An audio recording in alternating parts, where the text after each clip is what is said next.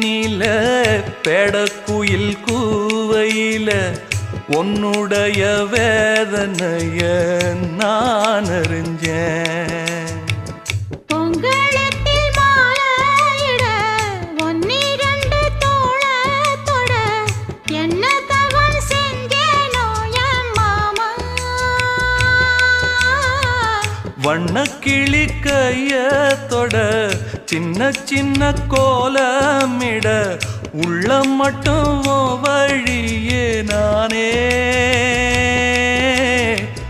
உள்ள மட்டும் வழியே நானே.